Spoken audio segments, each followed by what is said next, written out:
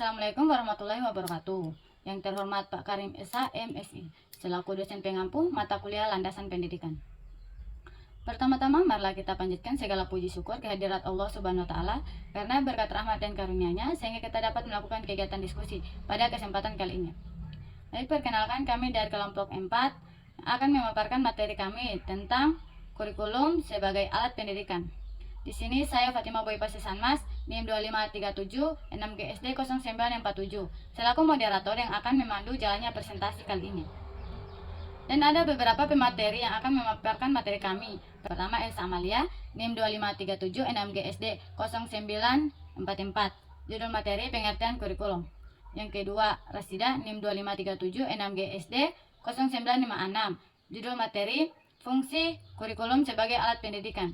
Yang ketiga, Sakila, NIM 2537 6GSD 0958, judul materi komponen-komponen kurikulum. Keempat, Mainur Hayatul Fahmi, NIM 2537 6GSD 0952, judul materi prinsip pengembangan kurikulum. Kelima, Delvi, NIM 2537 6GSD 0941, judul materi peranan kurikulum dalam mencapai tujuan. Dan keenam, ada Safira, NIM 2537 6GSD 0935, yang akan membacakan kesimpulan dari pemaparan materi kami. Baik, itulah tadi pemateri-pemateri yang akan memaparkan materi kami. Kepada pemateri pertama, saya persilakan untuk memaparkan materi. Assalamualaikum warahmatullahi wabarakatuh. Saya berterima kasih kepada moderator yang telah memberi kesempatan saya untuk membacakan materi. Perkenalkan, nama saya Elsa Amalia. Saya akan membaca pengertian kurikulum.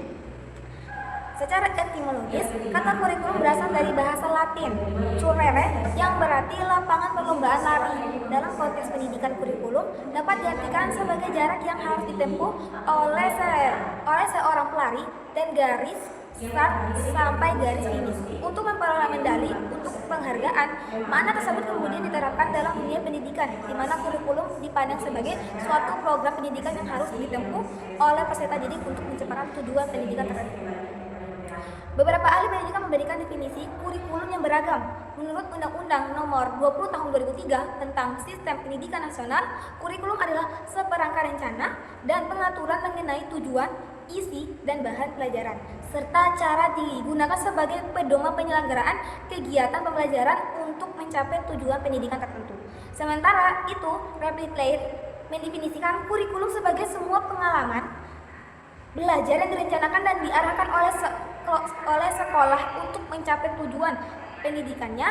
Hildar Tabah menambahkan bahwa kurikulum adalah suatu cara untuk mempersiapkan anak-anak untuk berpartisipasi sebagai anggota yang produktif dalam masyarakat. Dari berbagai definisi tersebut dapat disimpulkan bahwa kurikulum merupakan seperangkat rencana dan pengaturan yang komprehensif mengenai tujuan, isi, bahan pelajaran, dan metode yang digunakan.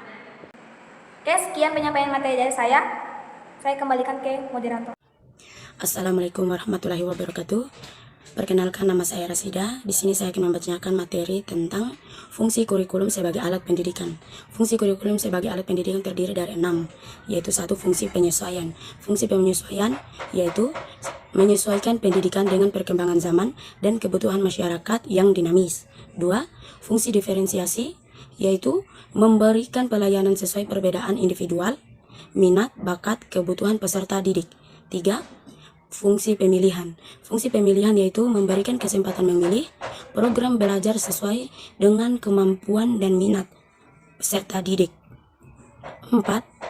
Fungsi integrasi. Fungsi integrasi yaitu mendidik pribadi yang terintegrasi dan mampu berkontribusi positif bagi masyarakat. 5. Fungsi persiapan. Fungsi persiapan yaitu mempersiapkan peserta didik untuk jenjang pendidikan lebih tinggi atau dunia kerja. 6. Fungsi diagnostik, yaitu membantu peserta didik memahami dan mengembangkan potensi diri. Terima kasih.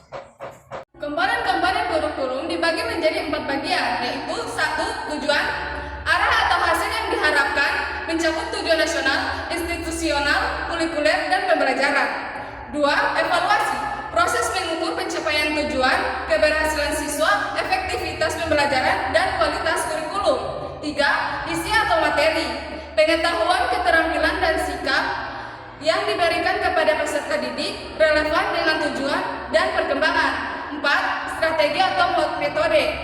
Cara penyampaian materi disesuaikan dengan karakteristik materi, tujuan, dan peserta didik.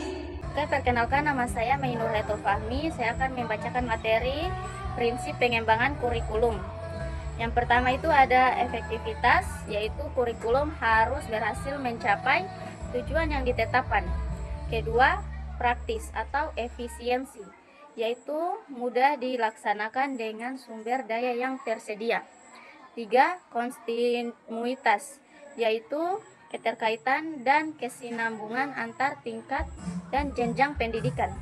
Keempat, fleksibilitas, yaitu dapat disesuaikan dengan kondisi dan situasi yang berbeda. Kelima, relevansi, yaitu sesuai dengan kebutuhan peserta didik, masyarakat, dan perkembangan zaman. Oke, sekian dari materi saya kembalikan ke moderator. Perkenalkan, nama saya Delvi. Saya sebagai pemateri kelima akan membacakan tentang peranan kurikulum dalam mencapai tujuan pendidikan. 1. Pedoman pembelajaran, yaitu memberikan arah bagi guru dalam melaksanakan kegiatan pembelajaran sistematis. Yang kedua, alat mencapai tujuan, yaitu dirancang untuk mencapai tujuan pendidikan nasional yang spesifik. Yang ketiga, pengembangan potensi, yaitu menyediakan pengalaman belajar untuk mengembangkan pengetahuan, keterampilan, dan sikap.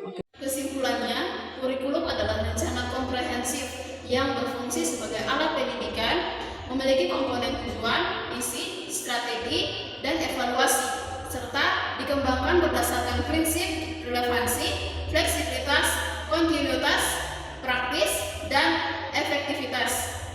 Peranannya dalam mencapai tujuan pendidikan dan mengembangkan potensi siswa. Terima kasih kepada pemateri yang telah memaparkan materi.